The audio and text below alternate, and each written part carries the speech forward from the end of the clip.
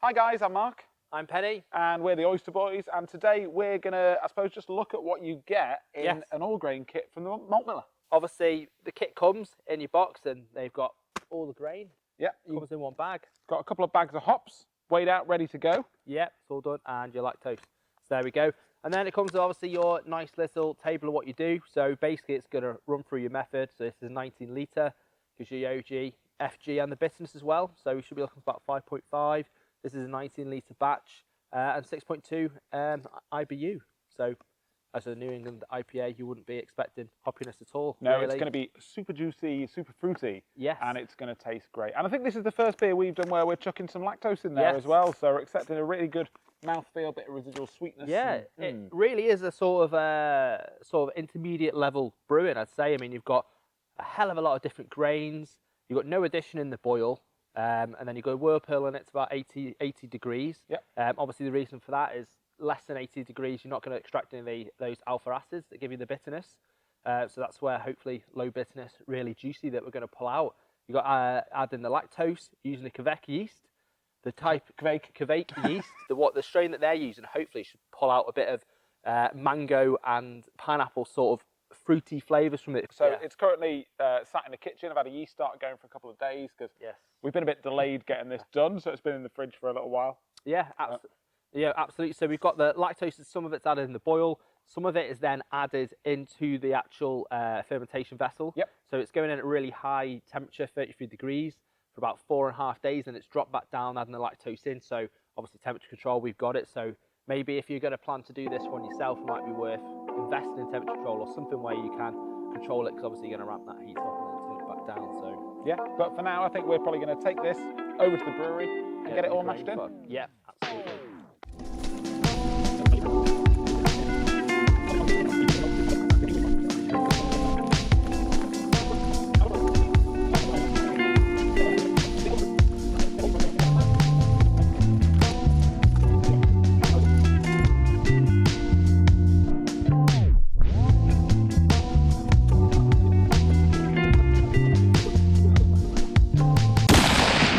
I'm Mark. I'm Penny. And we are the Oyster Boys, and today we are going to be reviewing another beer kit from Malt Miller, and today we're going to be sucking on a Majorvane.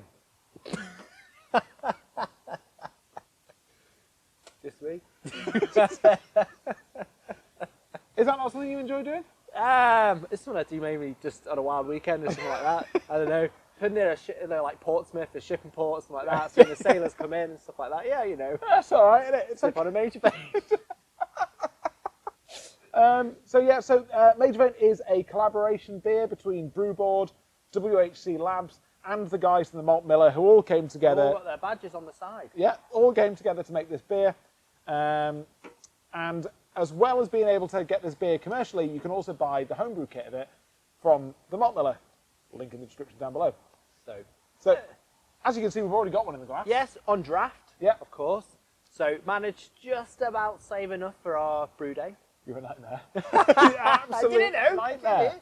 I did it. Perfect. So yeah, well, you know me. Yeah. Love a bit of beer on the draft system. So, well, I mean, the only thing is to do is get it in the glass. Yeah, and see how they look. I mean, this we're going to save a bit of information about Brewboard themselves, aren't they? From Cambridge, for when we actually review a separate beer. But for collaboration styles, we really want to compare how the kit that you could buy from Malt Miller compares to the actual stuff that the real guys brew. Yeah. So, I mean, you might have to give it a gentle pour on this one because it is a very highly carbonated in the can. And that's not me, it's been up the whole time. But I guess the big question is, with them both being New England IPAs, is the colour. Have we oxidated it? I mean, you did you did a closed transfer? Closed transfer, yeah. As best I could do a closed transfer with plastic buckets. I mean, colour-wise, we're not that. They're actually pretty spot on. Hey, man. I mean, considering we've done this at home and we've not got the proper equipment, I cannot fault you. Now, I would say if this was in the same shaped glass as this one, they would probably be the same. This is a bigger glass, so it's going to look darker. Yeah, I agree. I agree. I think you're doing a great job. I think you should be proud of yourself. Cheers, man. Thanks so much. No problem. A man can pass another man a compliment now and again, especially when talking about, you know, the Majorvane. I mean, what are you going to score this for, Lux? I mean, it's good, you know, especially for a homebrew beer that's come off a draft system. I mean, we did the one that I did, and it was quite great. 8.1. Yeah, I think that's fair. I was going to say a round, solid, knocking on the door 8 for me is where I'm at. But this kind of beer, I do think that the aroma, the flavour is where it's all going to be at. So New England IPA. This is where it scores the highest. This is the benchmark. So let's dive in. Let's go. We're going. Okay, the home one first. Oh, hang on. Wait. Let's go the commercial one first. See. Oh, right. Okay. And obviously, we're judging this purely on as the clone one, not as the Majorvane. We will review the Majorvane separately, and we hope the scores will be similar for this. I mean, it's lovely and fruity, isn't it? It's like like grapefruit and blood orange type. Yeah, 100% blood orange. You got a little, getting that. I'm getting a bit of grapefruit. I think a little bit of white stuff on your face there from the Majorvane. White stuff on my face. I'm not getting those sort of pineapple peachiness. It's definitely more towards the bitterest end of the fruits, like you're saying, your blood orange, your grapefruit, those sort of styles. Yeah, yeah. I mean, it's great. I love the smell though. I think it's really good. I really have to sniff though, whether that's because of the wind. I think maybe we are outdoors and it's not. And I'm not going to lie, I am getting a bit of like a yeasty smell that I would not expect to get from a commercial brewery. I would, I'm not. What, from ours or from theirs? From theirs. Oh, I've not smelled ours yet. Oh, have you not? No. Oh, crack on. Oh, sorry. And considering we use lactose, a yeasty, a maltiness, which I wouldn't really expect from a New England IPA. Do you get? Are you getting the maltiness? I am, yeah, but it not surprises bad. me. It's not great. I'm not. I think it's nice. Okay. I think I'd give that a 7-8. I've had better smelling New England IPAs. Well, considering this is what they should be scored on, this is we're expecting to hit almost God's tier. It's going to be 7 for me. Okay. Oh wow. Oh. All right. Okay. I've got to be honest. Should we taste it? We should. Which one are you going for first? I want to taste the commercial one first for a reference point, and then I'm going to go on to our one at home. So, cheers.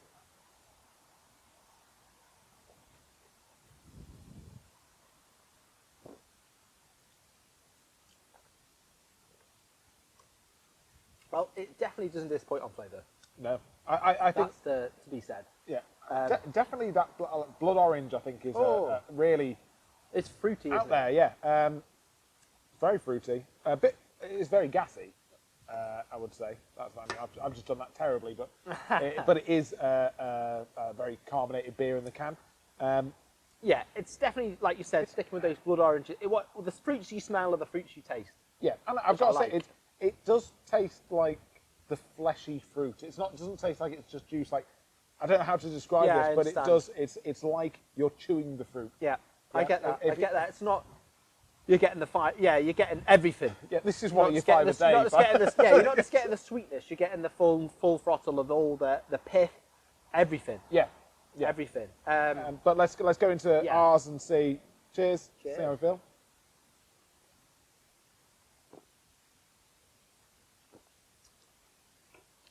I mean, that might be the most identical beer of a clone that we've done year to date. Well, to date. With this one, it's not exactly a clone, is it? Well, it's supposed to be the same, yeah. It's the same. Yeah. It's not someone that's gone home and tried different recipes and done it. I will say something about ours. I think ours is, obviously the carbonation I can't comment because... I think the carbonation on ours is better, to be fair. It's less. And it definitely is better. So 18 PSI, this is that. Yeah, I would say this, I think the CO2 bitterness takes away from this because... pardon, burp lines out. With a New England IPA, that kind of thing, you don't want a bitter beer. You just want all of the fruitiness, all of the hop flavour, all hop aroma. But CO2 is bitter, and I think the one in the can is a bit sharp. It's sharp, citric acid almost. Yeah. Whereas with ours, I'm not getting that, or I am really getting just the flavours, the aromas that you should be getting from the hops, and there's no bitterness at all. Yeah. So it'd be interesting to see if they did this on draft. What PSI or what the head would be like, sort of thing from it. If you work at Brewboard, drop a comment down below. Yeah, let us know. I'll tell you what's interesting. I get more of the sweetness of the lactose in ours than I do with theirs. Now, whether that's due to the fermentation, that they've managed to ferment it in a situation where it's eaten all of those extra sugars up. Or the way that I put it in. We don't know. I Or just the way literally you put dumped it in halfway through. It was a really complicated sort of... a ferment. It wasn't their instructions were coming. It was a lot going on, wasn't it? Normally you get a beer and you're sort of like, ferment it at this temperature for this amount of time and leave it there. Yeah. Whereas with this one, it was start it at this temperature, then ramp it up to this, and then 3 days later put your hops in and put also a couple of 100 grams of lactose, and then don't get any oxygen while you're doing any of that. You need to keep flushing it with CO2. You were like sucking the air out, weren't you? Not like that, but in a way, I sorted it out. But so what you're doing is I'm sucking on some Majorvane. So I've worn that joke out, haven't we? Yeah, I think we're done. We've worn it out, no more. Taste-wise, though, have we ranked it on taste? No, not yet. I love it. Not love it. I really like it. Okay. This one. Yes. Not so much this one. Okay. Interesting. I prefer the we're homemade marking one. this one, so we are going to review this separately. We will review this separately, but I think this one, like I said, because we haven't got the CO2 bite, I think this one tastes better. Yes. And By a couple of points. Well, not a couple of points, like decimal points. It's not God tier. No. I'd give it an 8.7. Okay, it was 8 for me. It was an 8. So, I just, there was a slight bitterness to it, but in both. And so it was it was thought of being there, but I mean, 8 is a good score. 8 out of 10. Do you know what I mean? So what's that in uni? You're a lecturer. Wow. Yeah, I mean, I know. Well, if you're in 9s at uni, then they're quoting you in their studies. So right. If you're not quite there, you smashed it. You're going to get a good job. Nailed it. So maybe does that mean we're going to? Price-wise, this was £29. Okay.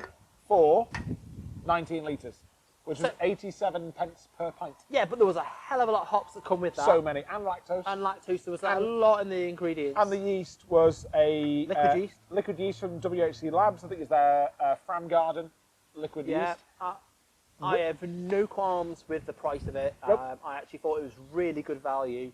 It would be a 9, actually. I really do think for a New England IPA for that price, liquid yeast, lactose, collaboration with another beer company, and obviously a collaboration with WHC Labs. So, yeah, it's a 9 for me as well. Definitely good tier. I cannot complain about that price. And what I would say for this beer on sessionability is, if the sun was out, I could drink this all day. Yeah, I mean, I had a couple of friends over in the oyster shell, and we had this on draft, and it just flowed.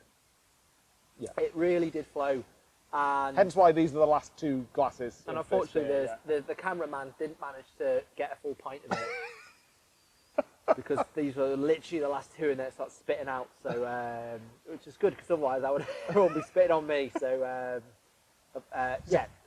You don't want the Majorvane to spit on you. I do not want Majorvane to spit on me. So, sessionability 8. I really could drink 8 pints of that because it's really nice. I mean, the strength, what we're talking about, the strength it was the same, wasn't it? That come out. You said it's pretty much bob on. So I think we it's 5.5. Yeah. I think we got 5.6 maybe. So that's all there. 8 for me, definitely. And and I think probably a 9 for me. I could because this beer is right on my street. So this kind of thing is really my thing. I could happily have 9 pints of that beer. And Danielle, my wife, would probably have to cart me off to bed.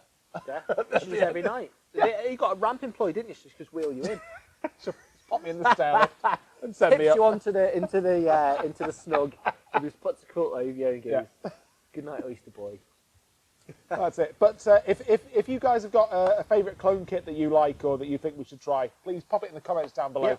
Let us know what we should try and make. As you can hear, the brewery is calling. The brewery is calling, so we're going to crack on with this. Smash like, hit subscribe, tell a friend. Try it, brew it. Oh, hang on, what was the score? Oh. There we go. There's your score for this beer. Hope you've enjoyed the video. I'll catch you on the next one. Oysters out.